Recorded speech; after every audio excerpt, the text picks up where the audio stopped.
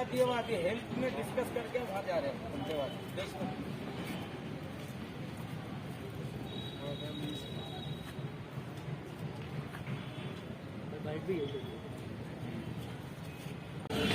आज हम दो विषयों पे बात करने के लिए आए थे। एक हमने 15 दिन पहले हेल्थ ऑफिसर को एक ज्ञापन दिया था कि जिसके तहत हमने बोला था कि महाराष्ट्र नर्सिंग एक्ट जो है उसमें बदलाव आया है, तो उस बदलाव के चलते सभी प्राइवेट हॉस्पिटल्स क्या तो अपना जो रेट कार्ड है, दर पत्रक है, वह दर्शनी भाग में वहाँ पे डिस्प्ले कराना चाहिए ताकि आम जनता को ये सहूलियत हो कि किसके क्या रेट है।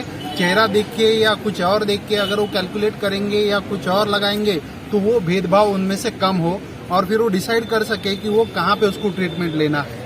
तो ये एक था। इस सिलसिले में हमने मंडलेचा साहब से आज बात की तो उन्होंने बोले जल्द से जल्द लगाएंगे। अभी हम इंतजार कर रहे कि कॉरपोरेशन के अफसर जल्दी से जल्द वो जो कायदे का पालन करे और अपना जो कर्तव्य है उसका कर्तव्य कठोर निष्ठा से उसका पालन करे।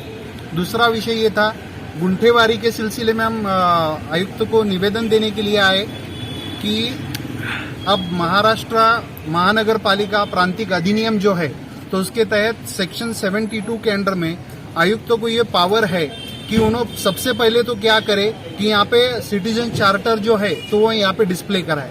तो सिटीजन चार्टर में क्या होगा तो तुम्हारा कौन सा काम है, कौन से अफसर के पास है और ये काम कितने दिनों में होना चाहिए, ये उसमें वहाँ पे लिखित में होना चाहिए। इफ इनकेस अगर ये नहीं होता है तो उस अफसर के ऊपर शिस्त भंग की कार्रवाई हो। 72A के अंडर में ये सब दिया हुआ है। 72B सेक्शन के अंडर ये है कि डिसेंट्रलाइजेशन ऑफ द पावर और डेलीगेशन ऑफ द पावर। तो अपने जो अधिकार है तो आयुक्त क्या करे कि अपने जो दुय्यम अफसर्स है इन अफसर्स की तरफ उन्हें क्या करना चाहिए कि ये जिम्मेदारी है काम की और उन लोगों को ये डेलीगेट करना चाहिए, डिसेंट्रलाइजेशन करना चाहिए पावर का।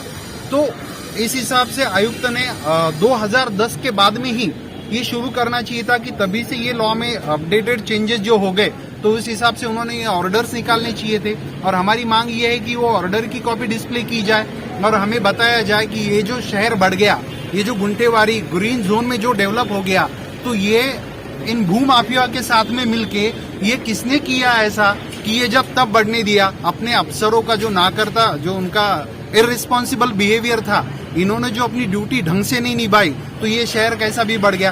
तब तो इन लोगों ने अपनी जेबें भरवा के सब शहर का पूरा नक्शा ही खराब कर दिया। और आज आप उठ के बोलोगे कि अगर 15 दिन में अगर तुम रेगुलराइज नहीं करोगे तो फिर हम तुम्हारे घर पे बुलडोजर चलाएंगे। तो बुलडोजर चलाना या ये करना ये इस बात का हल नहीं है। हम समझते 1.5 साल से हम कोरोना से पूरी जनता त्रस्त है, तो तुम उठ के 6 महीने के अंदर या महीने भर के अंदर समय देके ऐसा भी फेस्टिवल के टाइम पे जनता को इस तरह से दहशत में नहीं रख सकते।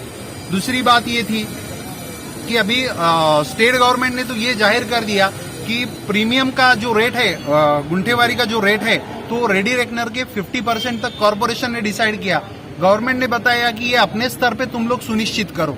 अब जब इन्हें इसमें फ्रीडम दिया गया तो हमारी मांग ये है कि 50% ही बहुत ज्यादा होता है, क्योंकि हर साल रेडी रेकनर के रेट बढ़ते गए और ये तो काफी पुरानी बात थी। जब से गुंठेवारी तो कई सालों से, आई थिंक 2001 या 2002 से ये है, 6 साल का थोड़ा भी ये हो गया।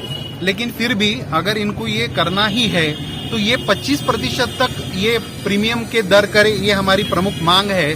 और जो 25% तक वो जो दर होंगे तो उसके 6 समान हफ्तों में आम लोगों को, दरअसल ये गुंठेवारी का मुद्दा जो है तो ये निम्न स्तर और मध्यम उत्पन्न गट के लिए ही है। तो इन लोगों का आज तो जीने की खस्ता हालत है। हम चाहते हैं कि उसमें वो 6 महीने के इक्वल इंस्टॉलमेंट पे ये गिरा के दे।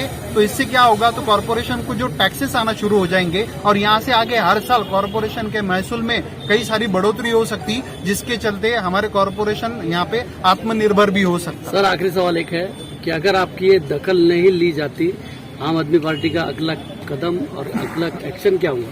अगर 15 दिनों में अगर आयुक्त यहाँ पे जो जिम्मेदार अफसर है उनके खिलाफ अगर वो कोई इंक्वायरी नहीं करते या कोई एक चौकसी समिति नहीं गठित करते जिसके तहत ये सुनिश्चित करे कि ये जो शहर बढ़ गया, तो ये लोग गवर्नमेंट से सैलरी लेते, हम लोग टैक्स पे कर दे, उन टॅक्स से इन लोगों को अपनी जिम्मेदारी पूरी करना चाहिए थी। लेकिन शासकीय कर्तव्यामध्ये कसूर केला या कारणाखाली यांची चौकशी व्हावी आणि यांच्या विरुद्ध कठोर कारवाई व्हावी. ती पण यांचा जो महाराष्ट्र सेवा आणि शास्ती जो अधिनियम आहे त्या अधिनियमांतर्गत यांच्यावरती कारवाई व्हावी अशी आमची मागणी आहे. पण हे जर त्यांनी केलं नाही, या पातळीवरती जर काही हालचाली झाल्या नाही, तर 15 दिवसानंतर किंवा त्यानंतरच्या लगतच्या आठवड्यामध्ये आम्ही आयुक्तांच्या आंदोलनामध्ये ठिय्या आंदोलन करणार आहोत. या बाबतीमध्ये आम्ही महानगरपालिकेला स्पष्ट विनंती केलेली आहे आणि त्याबाबत त्यांना सूचित देखील केलेलं आहे. ओके सर आपका पूरा नाम बताइए. मी रघुनाथ दादा पाटील, आम आदमी पार्टीचा जिल्हाध्यक्ष आणि कार्याध्यक्ष महानगरपालिका क्षेत्र औरंगाबाद. धन्यवाद.